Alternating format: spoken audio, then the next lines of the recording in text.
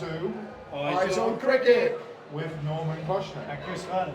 Chris Vernon. And who else do we have? We've got some illustrious guests here today. In fact, before we start, let's just set the scene here. We are currently at the Metropole in London on Edgware Road, if it's not wrong, correct? Edgware Road in London. We're here, well, we're not getting drunk here. We actually were at another place which was magnificent on the river there, called Little Venice, I think it's called the Waterway. Magnificent place. But we're here now in London. Of course, we've just come to the end of the second Ashes Test, which was played at Lord's, with some great controversy, which we'll talk to the panel about. But without further ado, I'll actually introduce who we have on deck today. Now, over my right shoulder, left shoulder on the screen is... Chris Vernon. Did you have to check who you were then, Chris? Did you? I had to think about it. Right, Yeah. okay. Next to him is... Adam Hollioake. Adam Hollioake, who's wearing a fantastic hat there. So I think it's got Eyes on Cricket, one of the original caps that you can actually get. And we've also got right next to him, I should be careful here, this illustrious panel is been assembled over much hard work. We're all in London, we're all together for a rare meeting of that lovely ale there, but we're having a great time. Thank you, Adam. Over to the next person, which is? Munchie, tiny fast bowler. Well, TFB was the original abbreviation. Munchie is also known as Marcus Lawrence. You would have all seen on the shows over the years that this is the first time we've actually had all these lovely people together in one room. In fact, there's one very great room, except for Metropole. And last but not least, we have Rich Vernon, Bairstow boy. slightly related to the man here, Chris. I think there's some relationship. What is the relationship actually? Brothers. Brothers, well, Yeah. that's what Reg wants you to know, but it's actually father-son. And we're here, as we said, we're talking about the second test at Lord's. Amazing match, controversial, certainly a certain booing happened in the crowd at Lord's. And I can see Chris is whispering sweet nothings in Adam's ear. We'll ignore that. All right, guys, I'll open up to you. Do you think the right team won today? Go on, Adam, you've got to be. Well, when you say the right team, as in the good guys or the bad guys, or as in the side that played the best in the game? Well, I'd argue the first question was exactly what you started with, the good or the bad guys. We're going to bring that controversy up quite a bit, viewers, but I do think that was a significant part of this match. It may well be a deciding point. Go on that point first. Oh, well, it was an interesting one. I mean, because I think I guess the main talking point, aside from the fact that Australia have gone 2-0 up in the Ashes, is the Johnny Bairstow run out. That seems to be the press bait. Stumping. It was stumping rather, yeah. Yeah, it's an interesting one because there's so many different ways you can look at it. You can look at it as good sportsmanship, bad sportsmanship. You can look at it from the perspective of, do Australia really need that with what's happened with the sandpaper recently and the whole investigation into the ethos of Australian cricket? And I think that, that's the big debate, isn't it? Do Australia need that attention? They're a fantastic cricket side. Do they need to do those kind of things to win? Do they need that off the back of recent accusations that have been thrown at them? So I think in isolation, I think it's a little bit of dozy cricket from Johnny Bairstow, but I think we're human beings and we look at things in a holistic sense, and off the back of the bad publicity that the Australian cricket team's had over the last few years, I don't think it's necessarily. I think they could have won that test without that. Exactly. And maybe I think that will just give the rest of the cricket world ammunition to have a go at Australia, which Australia doesn't really need because they're a fantastic cricketing nation and they probably didn't need to bring that upon themselves. Exactly right, and that's the issue here is going forward, even having won 2 tests in a row now, it doesn't set the scene very nicely for what's going to follow. When a Lord's audience boos you, you've done something pretty bad. It happens at the Hollies, of course, at Edgbaston. You might have it in Headingley on occasion. It's happening at the Western Heights next week, yeah. Exactly. All right, we'll open up. Thanks, Adam. That's a very good introduction to this discussion. Honestly, Australia won, but do they deserve to? Go for it, Chris. What's your thoughts? Well, I think it's pretty hard to play a 5-day test match and not deserve to win a game of cricket. Like, it's it's very rarely that a side doesn't deserve to win a game, and you have to bear in mind that a large portion of Australia's bowling attack didn't bowl a ball pretty much in the whole game. England probably were poor on the first day, won the good toss. I was there on the first morning, and there's no captain in the world that wouldn't have bowled first. It was absolute slam dunk bowl first day, and I think that Australia deserved to win the game. I think it's very difficult to turn around after 5 days of Test cricket like that, after Ben Stokes played what some people are touting as nearly one of the greatest innings ever played, and to still lose a game, to say that Australia didn't deserve it, then that's probably harsh on Australia. But the run out is the run out. I think that for whatever criticism you're going to have of Australia, that Johnny Bairstow probably has to have half the blame as well. I think it's just a bit lazy. I don't think it's poor cricket. I think it's just one of those lazy pieces of cricket that everyone succumbs to sometimes. But that Australia probably fair winners in the end. I think that'd be harsh to say otherwise. You brought up 2 points there. I might just use my phone to my voice. You brought up 2 points there. The very fact that the Bairstow stumping run out, if that's what's going to call it, bring it back to the first day. The fact that England was sent into bat, correct? And in that situation, they faltered. Sorry, Australia was sent into bat. England bowled. England faltered. They had an opportunity in the first session to actually take the game by the stranglehold. Now, Richard, you'll talk about your thoughts on that. You said 5 for, I said 2 for, and that was the reality of it. So that's another pivotal point. Probably overshadowed the rest of the match, I would argue. Rich. In answer to your question, Norman, the best side won. Is that better? The best side won, didn't they? I mean, it's 5 days. It's like saying at the end of a football season, did the people who won the league deserve to win it? Of course they did.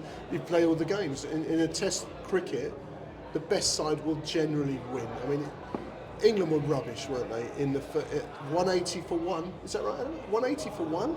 First day. And then the Aussies started to bounce them, and it was horrible to watch. I can't. I'd like to watch. I like to think I like a bit of purist cricket. Maybe I'm old-fashioned. I do not want to watch cricket where it's 90% or 90. Did I say 98% of the balls were short?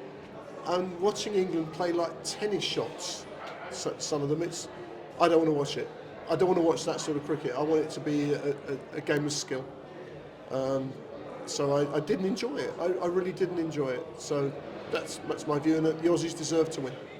Absolutely deserve to win. They're a better side than us. And look, that's a great point, Reg. The reality, I didn't enjoy it either. I think the tactics yet again with the short bowling on both sides was atrocious. Coming back to the skill side of it, how can you show skill when the ball's constantly at your head? It's not realistic cricket to me. There's a lot of issues that Bazball can be blamed for, but on the other hand, how teams handle it is more important to me. And I don't think either side really handled it well. Australia got through and they won the match, but I don't think the game was in the right spirit. It certainly wasn't the best play. Not a lot of skill being shown, except for Ben Stokes. Yeah, but I'd like to say that the name, the Test match, is there is to be as a test. Now, the wicket was too paced. Ben Stokes commented after the game that the ball was a little softer, so the players had to do what they did to try and get a result. Now, when England bowling it short, they restricted the Aussies in terms of the runs, and they got wickets. So you can say it was boring, but it was effective. But the game's gone into almost the last session, and so the crowd got the money's worth in terms of you had the excitement. You can't say that the game was tense. I mean, certainly at the end of that morning session with what happened with Johnny Bairstow, we've never known anything like it at Lords. The Hollies and the Western Terraces at Headingley, yes, but not at Lords. So it was strange. But then the same thing is, would Stokes' innings be of the same if Bairstow hadn't been stumped or run out? Was that a catalyst for the way that Ben Stokes played? I don't know, but it was still. He would say it wasn't, but it was still just made for fascinating cricket. Now, we had the debate earlier about whether Johnny Bairstow was correct. Is it the spirit of the game? But the law is the law. It comes down to the spirit. But even if you look at the spirit of the game in terms of the precursor to the laws, the spirit is quite wide in terms of the coverage, and so it's going to come down to your personal feelings. Okay, I might just quickly get this. Can I ask Adam quickly? Adam, did you ever face anything like that in your career? That the short pace bowling continually, not just a few, but that was a continual barrage. Is that anything? And is that something you enjoy watching or enjoy facing? Well, short pitch bowling, there's a pretty easy answer to it. If you have 4 men out on the hook and another man back on the other side, you're going to go that side. There's actually a very easy way to counteract that, and that's just duck it. Just duck it, let it go. The thing that people are really missing here is that Nathan Lyon was injured, so you don't have a spinner. So Australia are relying on their quick bowlers, their 4 quick bowlers, to run up. Every time they bowl a short ball, you duck. That's another nail in their coffin. So I think England has failed to adapt to the situation and take hold of the gravity of the injury to Lyon. And going back to the original point that you asked, that did the best side win? Well, England won the toss on what was a very good toss to win. Australia lost their backbone of their bowling attack in Nathan Lyon. Not necessarily their best bowler, but the bowler who ties an end and allows the Australian attack to rotate. So they haven't taken advantage of that. They've squandered like several opportunities in the game to get ahead. So the best side 100% won. And look, we get excited as Englishmen. We get excited because England took the game still 45 runs away. But really, they were lucky to get that close, having all the conditions in their favour, having Nathan Lyon got injured and Ben Stokes playing one of the greatest innings as ever. So really, England did not deserve to win that game. The right side won, and I think England's got a lot of thinking to do before the next Test match. It's very interesting. We talk about Ben Stokes and his innings, his 155, I think it was. To me, that was one of the best things I've seen under so much pressure in a long time. It really was both a mess. It was even better. It's now Stokes. He shouldn't be compared to anyone else. That's his uniqueness. He's done it time and time again and continues to be the go-to man, despite having got his own injuries. His knee's not well. He's got problems there. He's generally not at his best fitness-wise, but he's mentally one of the strongest players I've seen in a long, long time. Would you agree? I was fortunate enough to be there for the 4 days, and I think it was the 4th day in particular where he bowled quite long spells. He's quite clearly injured, and it was the majority of it. I hear what you guys are saying about the short pitch bowling and what have you, but there was a period late on the 4th day where I think Nathan Lyon came out. He was on one leg. Ben Stokes was hobbling around there. I was like, this is some gladiatorial shit. Do you know what I mean? There's like these guys are putting it on the line, and for all the criticism, I guess, from players, ex-players, and old guys like ourselves. Speak for yourself. I think that was like great to see that what it meant, the Ashes meant. Nathan Lyon coming out there on one leg and hopping, Ben Stokes putting his body on the line. I mean, you can get loose, we can get caught up in the tactics and everything. It's just amazing to see the passion which those guys played that game. Visions of Gordon Greenidge, of course, hobbling out to bat. Well, I think we know that Nathan Lyon's going to be out for the rest of the series. But how much damage has Ben Stokes done to himself, given the fact that the next Test starts on Thursday? Anthony, what's your thoughts? I think Ben Stokes is just going to keep going through it, isn't he? He manages his workload with the ball, and he's never going to be pulling out for injury, is he? But the one question I will ask is that people saying that this bouncer tactic is deferring away from a skill game, but with the pitches that we are asking to put out now with Bazball theory, flatter wickets, less help, this batch of Duke's balls aren't swinging as much as they have done. Is the definition of insanity is doing the same thing over and over again, and is Anderson, Broad and Robinson pitching up, trying to nick people off and not working? Isn't it not a testament to these guys' skill to defer to this short ball tactic to be effective and to bowl a side out, because England bowled Australia out for 100 runs, 7 wickets for 100, bowling short. Is that not a skill factor to do it effectively? Because what Anderson, we pitch it up for 3 hours saying it was swing, and they're 4 for 400. Well, that's stupid, surely. No, that's actually a very good point. I'm actually being surprised because these guys, they spend so much time playing the short ball and practicing it. And we were talking before, just before we came on camera here, we had, as Norman said, we had a beautiful meal down there at the waterway, and we were discussing the tactics and how things have changed from era to era.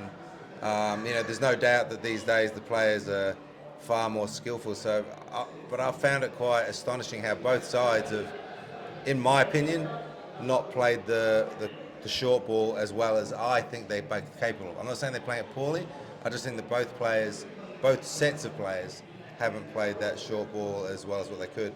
And what that does is, if you're a bowler and you're running up and you're bowling short and the guys are not playing well, you just keep bowling it. It's just as it's the definition of stupidity to do something that's not working, to keep doing it. It's the same thing as when, if you're running up bowling short and they keep whacking it downfield the throat, well, just keep doing it. And both sides are doing it. So I'm not quite sure how that's happening, because these guys are elite players on both sides. I think this Australian side is massively underrated. I think this is one of the best probably it's the best Australian side I've seen since that great side in the 90s. So this bowling attack is a special bowling attack, and they've got 2 or 3 now of the best top 10 players in the world, and Labuschagne, Smith and Khawaja, and then the other 3 guys are coming into their own. So this is a solid Australian side. They're not at their best yet. Number 1 side in the world. They just won the World Test Championship. So I think that it's been interesting. It's been an interesting series, and I think it'll continue to be that way. But when you say that the effort today by the Australian bowlers, having to bang it in shortly consistently all day, are you expecting some changes on Thursday? Are we going to see Boland or Nisa come back in? We know that Todd Murphy will probably come in for Nathan Lyon, but would we expect another bowler? Because they're going to be having ice baths tonight, probably tomorrow, Tuesday as well, trying to recover. Possibly, but again, what motivation do you need? You just come off a great win at Lord's, and they're going to say, well, we win this test, we win the Ashes in England. Well, what motivation do you need to go out and to turn up? If England had won today, I think that's a different kettle of fish, right? I think Boland will come in. I wouldn't be surprised maybe if at Headingley they just go 4 seamers and just say, well, England don't like a short ball. It's not their way, Chris. I think they'll bring a spinner in. It isn't the Australian way generally. I think they'll probably. I think they'll go with the same attack. If they all rock up not injured, I don't think they'll change it. I don't think they will. Yeah, well, but I think they'll bring Murphy in. I think they'll bring a like for like spinner in. He's had a decent start to his Test career as well. Obviously, different continent where he did it, but I don't see him changing their game plan, which is spinner and the seamers. And I think Stark showed in this Test that it was a mistake not to play him in the first match. I know he's been a bit out of touch, but gosh, that ball he bowled Ollie Pope. I'd like to see not many batsmen would have played that. 5 for 150, I think. But he made a difference, he took didn't he? 2 or 3 good wickets. He made a difference. He went at 5 and over and took 4 for 160 in the match. He's not won the game. He's produced match-defining moments, which I think for what you want Mitchell Starc to do is fine. Yeah. Mitchell Starc isn't your Pat Cummins or your Hazelwood. But everyone's banged on about Mitchell. He bowled very good deliveries, but he's gone at over 5 and over and taken 4 wickets. So that's his role. As a matter of interest, if they don't change their attack and they lose at Headingley, that's going to give them a big problem at Old Trafford, because they will have to change. They can't have the bowlers bowling the same attack pretty much for but at Old Trafford you want back-to-back tests, which it is, isn't it? They're going to have to change it around because they're going to be knackered. But at Old Trafford you want your quick, right? Yeah. It's a quick wicket. So bringing Scott Boland in on a flat one at Old Trafford with a bit of pace is probably not your go-to, right? So The problem is England have is that Australia it doesn't really matter for Australia, right? Because if they win at Old Trafford, at Headingley, it doesn't matter. So Australia going for the kill and just win at Headingley, and then Test series over. I think you're both wrong. I think they're going to change the bowling lineup purely because of the whole performance-based issues we've talked about with Adam earlier on. The fact that they'll need a rotation. There's only a handful of days to go to the next test. I think they're going to force that. That's Hazelwood thing. Hazelwood will probably have a spell, and you'll put Bowl in. I'm pretty sure Murphy, we know, will come in. Yeah. So Cummins plays and sorry. So Cummins plays again. Cummings is captain. Well, yeah, I know, but this is a big workload on him, isn't it? And he's going to get pelters again. Is that a good Aussie word? Pelters. He's going to cop it big time. Him and Carey are going to absolutely cop it at Headingley. I don't think Pat Cummings gives two shits. No, about the pelters. we haven't come on to the stumping too much yet, have we?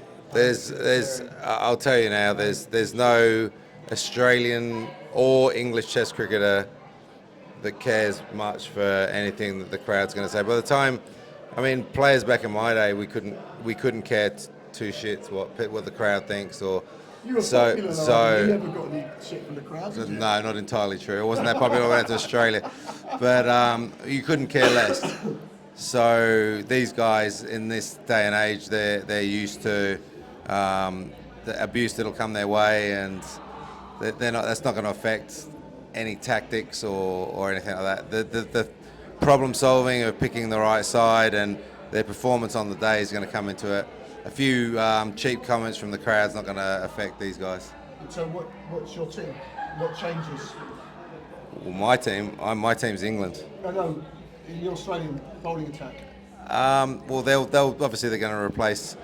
I think they should keep the same attack, and I think just Murphy will just come in for line. I think so. This is the Ashes. They win this one.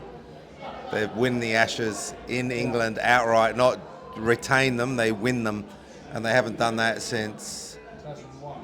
Yeah, I was going to say, is it this century? But just this century. So it's a tough thing to do for anything. England going to Australia and winning the Ashes in Australia was massive, and likewise the other way around. So I think it's bodies on the line. Pat Cummins will play. They're going to have to cut his leg off to not have him play. Stark as well. So I think it'll just be Todd Murphy in for Nathan Lyon. If the wicket does a bit up at Headingley, then they might have a think about bowling for Hazelwood, but I don't see the necessity. Well, traditionally, the last few years, the Headingley wicket has got better as the game's got on. So it's another case for, you win the toss, you put the opposition in, so you're batting the fourth innings. The question will be, do England keep with the same bowling attack? Jimmy was looking a bit tired. Do you take Jimmy out and put Potts in? So who's feeling? It's going to come probably Tuesday, Wednesday. Who's feeling the fittest? Wood will play. I know Jimmy will want to play. Yeah. England will play the same team unless Wood's not fit, is he? Sure. Wood would have played instead of Tongue. I think. Sorry, I don't interrupt. I think that from what I gathered, Wood was nearly there for this game. They just wanted to give him an extra few days, with a view to playing him at Headingley and probably at Old Trafford. That was the general view I. But then Wood will come in for Tongue. But no, Jimmy's love him to death, but he's not looking right, is he? He's not got any venom at the moment. Headingley will potentially swing, but I just think that they'll rest Jimmy. I don't see Broady being rested. You? Broady's not going to go, is he? It's the most laughable thing about professional cricket, right? Like over the winter, everyone's saying how good Jimmy was at 40. He has one bad test at Edgbaston where any seam bowler in the world would have had a bad test, and then he didn't bowl particularly badly at Lords, where we went to short pitch bowling, and everyone's calling for his head. But he's our best. I'm not calling for his head. I'm saying they're going to rotate. They're going to rotate it, and Headingley's probably the ground where they'll rotate him out. This McCullum and Stokes side will be saying this is a must-win test. Who are we going to have on that deck that could take a match-winning fifer in the right conditions? And Jimmy Anderson will be top of that list. Okay. I would be flabbergasted if Anderson's left out. If Mark Wood plays, Josh Tongue will be left out. Well, I think it'll be hard to leave Josh Tongue out. I agree. That might be the way they go, but I think Josh Tongue looked like our best bowler in this Test match. I think we're overlooking something quite large in all this, and for all of the love of the positive cricket that they're playing, I was quite astounded before this series even started to hear Ben Stokes and Baz McCullum say that they were going to try and play on flat wickets, not dissimilar to what they played on in Pakistan and India. Now, for me, the reason Australia are so hard to beat over in Australia is because their wickets are exactly like that. And the reason why Australia struggle when they come over to England is with the moving and swinging ball. I mean, I coach a couple of the Australian batters, and they're far better facing the kookaburra they are at playing a swinging duke. So I was, quite shocked to hear them say that they were going to try and play on flat wickets. The Edgbaston wicket was a nightmare for England. What was just a nightmare for England? It wasn't a shocking wicket. It was a perfect wicket for the Australians. But it was Jimmy Anderson made his name, and Stuart Broad playing on English wickets with duke balls that swing, and we've gone away from that. So that's been the interesting tactic. Which the wicket, it still swing. Overhead conditions swing regardless of wicket, right? Well, yes, so but these balls haven't swung as much. And the balls don't seem to have swung as much. I think they've changed them a little, haven't they? And then the pitch has been flat. So those two things compounded have made these conditions more favourable to Australia. And I saw an interesting stat. Well, it wasn't a stat. It was one of those Manhattan graphs of the pace of the bowlers. And I think it was Stark first, Tongue second, and then the third, fourth and fifth bowlers were Australian, and then way down here was the rest of the English bowlers. So on flat pitches, you either need to bowl fast or spin it. On swinging conditions, you need to be accurate, and that's the advantage our bowling attack has, us being England, is the swing and movement, and we've negated that by trying to play on flat pitches. I'm pretty sure that we'll see Headingley become a swinging, moving pitch. I'm pretty sure that's what they'll plan. The only thing that's of intrigue for me is the Bazball saga that we've talked about at length over a period of time. What Ben Stokes did with his 155 was actually unlike Bazball. The way he batted was true test batting. He hit sixes, yes, but he also had an element of great consistency and control about his batting, and that's what's probably missing. And I think you talked about this earlier, Adam. The reality is that Bazball's good, but at the right measure, at the right amount. Know when you need to bat according to the conditions and adapt. Bazball will work in conjunction with others. What do you think? So I just want to slightly go back, and again, I'm not trying to say that the best side didn't win, but at Edgbaston, Aussies needed 55 with 2 wickets left. How many times the sides get home in that situation? Not often. England were massive favourites at that time, with Lyon in and then Hazelwood to come. So they nearly won. England could have been 2-0 up in this. It's certainly 1-1. I think if we'd said 1-1, it might be a fairer reflection on, because most of Edgbaston, England were probably ahead. So again, Australia won. Don't get me wrong, and they deserved to win at the end because the best side won at the end. But it really could have gone either way. I think Stokes did Bazball after lunch, didn't he? Once the stumping run out had happened, he just went into another gear. I didn't watch it. I was on the train coming down here. I was listening to it on the radio, and it was just amazing to listen to. But he batted sensibly, didn't he? To start with, he did it in the first innings as well. Once those 4 wickets went down quickly, he came and was he 7 off 50 balls or something in the first innings, something like that. So that's not Bazball. That was proper test batting, and he looked solid. So forget Bazball. Just play proper cricket. Surely cricket's got to be played properly, isn't it? Respect to the game here or not? I don't know. And that's coming from an English. But do you think we haven't lost this? We didn't lose this test match because of our batting, right? We scored 700 runs in this test and we lost. We lost the test because our bowling on day one was poor. The first test will come down to Stokes' declaration. I disagree. Well, We got 300 about the batting. We got 350 and 340 in this test. Yeah, And we which lost. normally, but because they were 100 for naught on day one. If you look at some of the way that some of the batsmen, But that's the way that they're going to play this cricket. yeah, that's the way they're going to play. And unfortunately, is that last year when we did it, when we beat South Africa 3-1, we beat New Zealand 3-0, we beat India, we beat Pakistan, and we're scoring at 5 and over. Everyone's going, this is brilliant. You have 1.5, maybe one bad test, and everyone's like, this is shit. What's going on? Well, you can't have that attitude, right? We scored 700 runs in this test, and we just lost. Yeah, It's not the bat. I don't but think. to make the point that Adam was saying earlier, we've come across a quality bowling attack Of now. course, That's the difference. But we knew what we were going to come across. We scored at 5 and over. We scored 400 on the first day at Edgbaston, and Stokes made a declaration that people will hang him out to dry on it because we didn't take a wicket. But they're 20 for 2 at the close, and we win that test by. Let's face it, that first test, if we'd caught our catches, we'd have won that test by 250 runs. We dropped 2 or 3 catches. You must early. have Adam, sorry. Adam, you must have admired that declaration the first evening at Edgbaston. You would have done that. You would.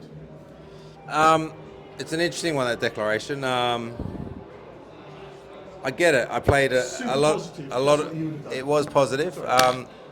Positive. Very positive. But there's a lot of those type of declarations go on in grade cricket in Australia.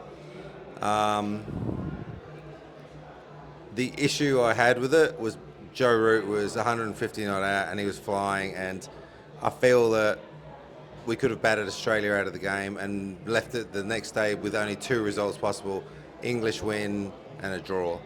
And I feel that could have been the case. It's a very different mentality to go out to bat in a last day of a test match knowing that you have no chance of winning and you're just batting to survive. It's very different towards being motivated, going, as we bat well, we're going to win a test match.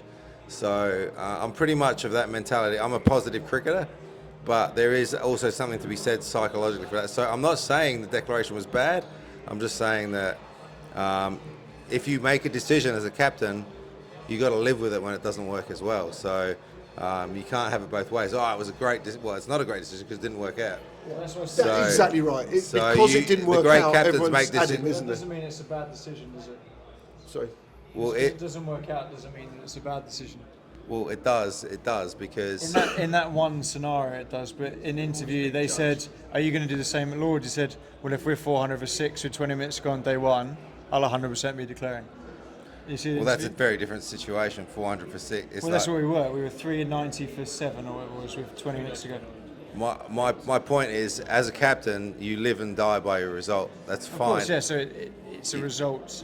It is an emotional game. It's not. It is. Yes, there's statistics that come into it, but at the end of the day, we're judged on results. And as a captain, you can sit here and you can throw down statistics and say these numbers, whatever. But at the end of the day, a leader, you're judged on the wars that you win. You're not judged on, oh well, if my troops hadn't been sick, we wouldn't have lost. It's like the war was lost. So you're a leader. Your decisions then become questioned. So I know you can always come back and say, well, at that time, this was the decision and these are the stats. But ultimately, for me as a captain, I want to be judged on my wins and losses. And But if you're a captain in that situation, and we go out next day, and Bairstow dropped 2 catches, we fielded poorly, and then you lose a test, are you going to put your hand up and say that was a bad declaration, or are you going to say it was a good declaration, but we weren't good enough in the rest of the game to back up what I decided to do? well, no, ultimately, You've you've lost the game. But is So- that down to the captaincy, or is Yes, that it down is. to the Yeah, it team is ultimately. performing I poorly? believe it is. I believe that as a captain, you're a leader. So if you lose a war, it's like your decisions, they're etched in history. So You promised me you wouldn't talk about the war around my German background, but that's another. And of course, my last name is not German; it's actually Polish, but that's the name only. Kochnik. Norman Gigolo. and there's been Norman Gigolo. and there's been more. Norman Koch, just to let you know, viewers, we'll digress for a second. Norman Kochnik actually has a Polish derivation of gigolo, but we won't spend any more time on that point. As I will say, there has been more than one war throughout the history of time, and then and you might be getting caught up a little bit in your own one. I'll have you know, Adam, I wasn't born then, so just to let you know that. Right, okay. to wrap this up, we had a great 34 minutes of discussion here. Yes, you're reminding me to do it now. It was certainly a day of reckoning for England. They're now down 2-0, having to win the next 3 matches to even have a chance. We haven't talked about the stumping. No, we haven't talked about stumping. We'll get to that in a minute, Reg. Reg always wants to bring up this bloody stumping. I don't know. No. The reality is Australia did make a boo-boo with that stumping. It was a lack of spirit of cricket. There was no true sense of chivalry about it at all. Apparently, Pat Cummins said on the post-conference that he was actually planning that, which disgusts me. Absolutely disgusts me. And we'll finish on that point. We're going to ask these lovely gentlemen here their thoughts on the stumping, and we'll get straight to the point. Okay. I'm going to say what I think the rest of the panel are going to say, because we have had dinner and we have discussed it. Naive by Bairstow, but Cummings made it worse by saying that they had planned it. So it wasn't a spontaneous thing by Carey to just do it, which I could have sort of gone a bit with, having played a bit of cricket. The fact that they obviously discussed it and they were going to do it means that they planned it. And when all the commentators were saying, Cummins can reverse the appeal here, that's what they were suggesting they were going to do. No, they were never going to do that because it had been planned. So he's never going to take it back. Spirit, the cricket. Oh crikey, I've played a lot of cricket, like we all have. You're out there to win a game. I don't like it, but I hate the short bowling even more. So, yeah. We have spoken a lot about this. I don't like it. I don't like the man-cat. I know people say it's in the rules, but it's done. It's dusted. They're not going to change their decision. You can look at the umpires to say the umpires were considering it was the end of the over. It's happened. Just move on. Yeah, there are big things. But hang on, Munchie, you were booing. I wasn't booing. I wasn't there. You weren't booing? Munchie wasn't booing? Were you? You're not booing? No, I wasn't happy about it. I certainly wasn't. You mean in front of your television screen at home, you were not booing? I was disappointed. Disappointed. As a parent, I would be disappointed in Pat Cummins. There we go. Yeah. But I heard you were the person in the long room pushing Usman Khawaja. Well, I'm no longer a member of the MCC now, then, am I? Yeah. No, but I don't like it. It's difficult to say it's not in the spirit of the game because if you look at the precursor and the preamble in the rules, it's very vague about what's going on. But it's happened, and the Aussies have said that's what we're going to do. Fine, you move on. Yeah, the decision's not going to be changed. So we can discuss it. We can say pros and cons. The decision's not going to be changed. Move on. Yeah, mindset should now be heading lead because there's a test to be won. So I'm in a unique position, I guess. Number one, very dozy and lazy cricket from Johnny Bairstow. I think that's first and foremost. Secondly, this is a game that's played, and the Ashes has been played for hundreds of years, and you try and win at all costs. I think that it's within the rules. It's not outside the rules of the game. Adam, That said, at all costs. Do you believe that? At all costs. well, within reason, mate. Yeah, I mean, no, what I'm saying I'm not talking about people shooting people from the stands or whatever. Within the rules of the games of cricket, Yeah, and but that's you have within the a rules. duty to the game as well, a little bit, don't you? A duty to the game in general as well. Yeah, there's laws. Yeah. There's laws of the game. So I'm making a point here. There's laws. Like the man-cat is now within the laws of the game. Would You you people, have done it? Would you have let me just finish this. Yeah, go on. So there's laws of the game. So within the laws of the game, what they did was fair. Did Australia need to bring that attention upon themselves with their recent history of making themselves unpopular? History will judge teams based on the decisions they make. The Great West Indies side are remembered for their fast bowling and their unbelievable cricket. Australia in the 70s, you go to New Zealand, they're still talking about the underarm. I cannot tell you. Underarm? What underarm doing? I don't know anything about the underarm. What are you talking about? So you were remembered in time. Legacy. There's probably not many things more important in life than an Ashes victory. legacy might be the one thing that challenges it. So whilst I was a fierce competitor, and maybe when I was playing I might have had a different view to what I do now, I feel that as I age and hopefully become calmer with my age, then I think legacy is the one thing that challenges that. And I think in time, if Australia go on and win this Ashes, which looks probably likely now, it'll be tarnished and remembered in history, and it gives people the soft target of saying, yeah, but they did that. And that would be unfortunate because this is a great Australian side, and I don't think they needed that to attain what I think they're going to end up doing anyway. All right. Sorry, just to add to that point that Adam made, and it was the comment that Stuart Broad made earlier. It was caught on the stump mic talking to Adam Carey, and just to say that's the only thing you'll be remembered for. And actually, Stuart Broad turned around to Pat Cummins and said, "That's the worst thing I've seen on a cricket pitch." Actually, this is the same Stuart Broad that edged one to second slip. But yeah, that's slightly ironic. But certainly, the first comment was very true and very the point that Adam made that's what's going to be remembered for the series. Yeah. Sorry. Yeah, I'm actually going to take a different stance on this. I think that spirit of cricket is slightly over-egged, to be honest. You've probably over exaggerated. You know, you've probably got 4 blokes here that would nick one to the keeper on a Saturday afternoon and not walk, and that they're gonna and I wouldn't walk either. But then I would never walk if Chris Vernon was the bowler. I would never walk. But people bang on about spirit of cricket. As Adam said, this is in the rules. This is legitimately fine in the rules of cricket. Johnny Bairstow left his crease. I'm not saying whether he did it deliberately. He left his crease. Yet people say that this is against spirit of cricket, but people nick it to first slip or nick it to the keeper and don't walk, and then have the audacity to challenge people for not living up to spirit of cricket. Like, surely it's one of those, well, cake and eat it scenarios, right? Nicking it to the keeper knowing you've nicked it and not walking is cheating. That's above and beyond the spirit of cricket. I don't walk. I'm not a walker. But to stand there and say that this is against spirit of cricket when it's legitimately in the rules of the game, but then wouldn't walk if they nicked it, is a very difficult one to tread, right?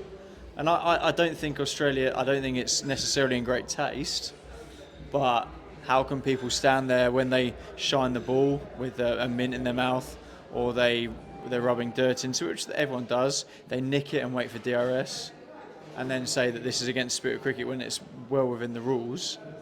And I disagree a bit with Adam. I think that in 20 years' time, if this Australian team win 3-1 in England, no one will give a shit about what Alex Carey did with that stumping. They'll say, what a great Australian team to win in England. And if people are going to stand there and not walk when you nick it, I find it a little bit weird that people tee someone up for not doing anything wrong in this sense. So I don't walk. I'm not a walker, but I won't sit here and say that in a big game of cricket, would you do the same to win a game for your country? And I think that most people probably would.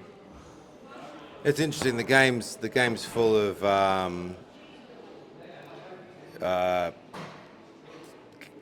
I'm not sure what the right word is, but we have like these things that we talk about, nicking the ball and not walking. And I once had a conversation with a guy called Terry Jenner, who was Shane Warne's leg spin coach and a wonderful man. And we were close friends, so I wouldn't say an argument. I would say a constructive argument. And he was talking about catching the ball on the bounce. And he said, no, mate, you just don't do it. It's just cheating. And I said, but you'll nick the ball to first slip. And absolutely. So I said, who decides that? Who made an almighty God come down from there and make a decision on what is within the rules and what isn't? And he said, it was Ian Chappell. I said, oh. I said, so Ian Chappell's God then. So, and that's why we love the game. It's one of the reasons we love the game, is because we can all have an opinion. It's probably one of the reasons you've got a job, mate, because you got your podcast. So we have debates and we all got opinions. So if we didn't have opinions, then it's not a job. It's a passion. You got your passion then. So one of the reasons you've got this podcast is to discuss things like this, because we can go and ask people in India, Australians, English, and they're all going to have their own opinion, and they're all right. So and it's just an opinion. So everyone's entitled to it. Can I ask a question on the spirit of cricket? It's your podcast. 5 runs to win in this Test match today, hypothetically.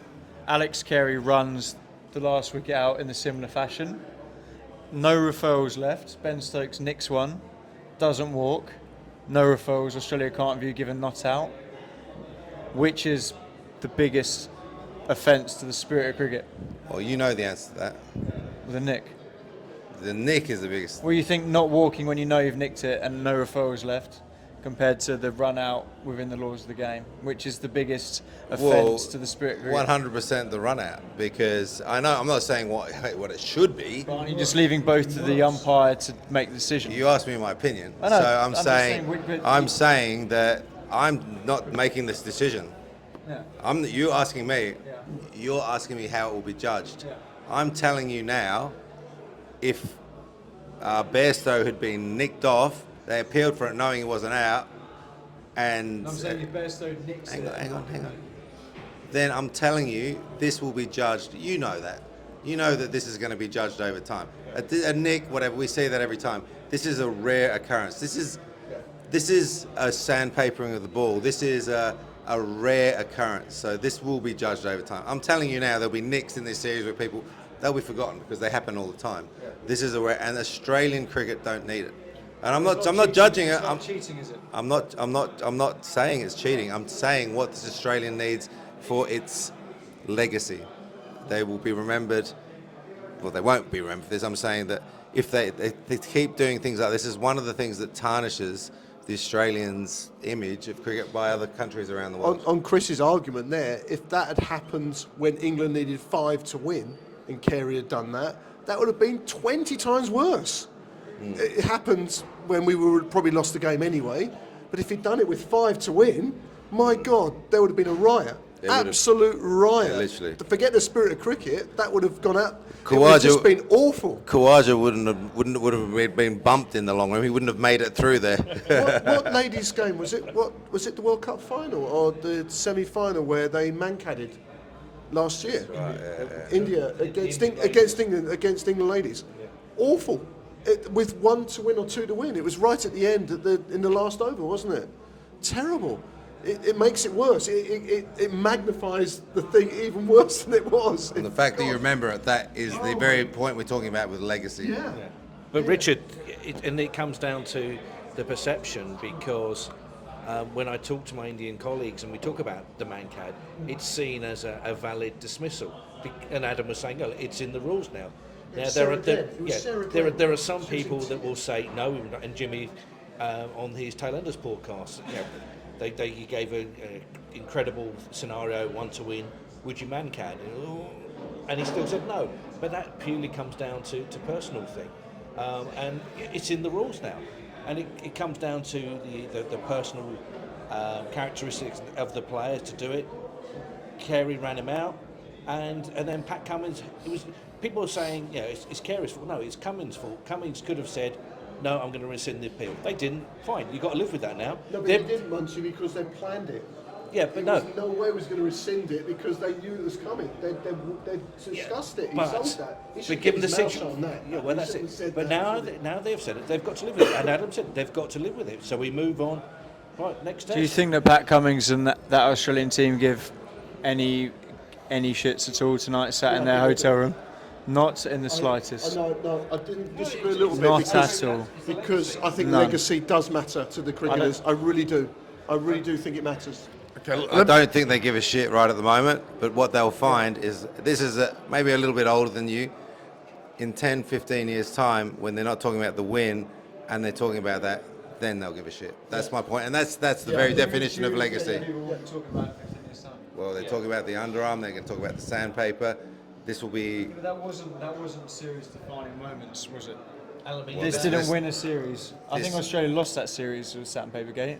That was a massive cheating controversy. It's a defining moment. But it didn't win a series. They lost that series. It's a defining moment, regardless of whether it's winning or losing a series.